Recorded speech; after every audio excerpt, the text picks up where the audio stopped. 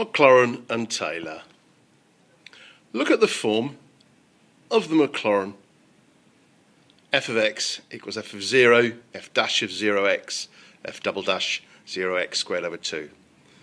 Remember, it's a good formula close to x equals 0. The example looks at the self-replicating e to the x in a generic form. Let's suppose we didn't know the values a0, a1, a2, but we knew it was a series. We're under no illusion here that possibly some of the values could be equal to 0 or not exist at all. But we start by looking at f of 0. So the left-hand side, e to the 0, of course, is 1. And the right-hand side, if you make x 0, everything disappears except a0, giving us our first constant, a0 equals 1. Let's differentiate. F dash of x equals e to the x, self-replicating, nice and straightforward start. Evaluate at x equals 0. Again, we get 1. Let's have a look at the right-hand side. Remember, we're differentiating. Any constants disappear. So a0 doesn't feature. a1 x becomes just a1. a2x squared becomes 2a2x.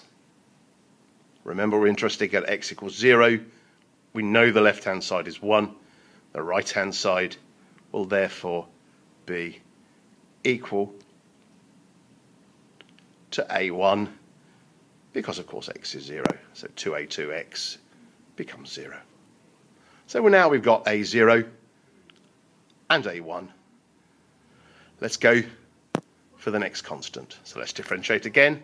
F double dash of x, of course, self-replicating, e to the x becomes e to the x. At x equals 0 will always be 1.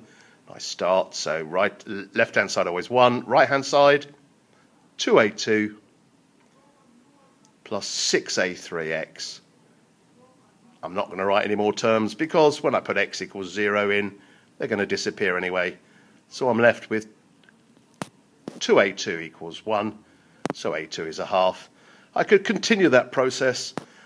a0, 1, a1, 1, a2, a half, or 1 over 2 factorial, a3, a sixth, or 1 over 3 factorial. There's a pattern there. There it is, the series approximation for e to the x. Nice and straightforward. Okay, moving across to the Taylor series. Now remember from your work previously, the Taylor series can come into two forms depending on how it's presented. F of x plus a and f of x in a different form. Okay, let's have a look at the first type and focus on looking at something like, for example, the tan of x plus pi by 4. So we know we're going to use the form f of x plus something. Okay, imagine the question said, okay, give me the powers of x up to x cubed. Okay, left-hand side, f of x equals tan x, and the tan of x plus pi by 4 is, of course, now the function f of x plus pi by 4. Remember, for differentiating purposes, the pi by 4 is a constant. It won't feature, so we can call the function left-hand side just f of x. And, of course, you should be quite familiar with f dash of x, f double dash, f triple dash. By using the product rule, you can derive the values of f dash of x, f double dash of x, and f triple dash. Clearly, we're evaluating not at 0 because we're dealing with Taylor, which has dragged the function along the x-axis by pi by 4. So we're going to input pi by 4 in all the parts, and we're going to get the values 1, 2, 4, and 16. You may like to take some time to secure those.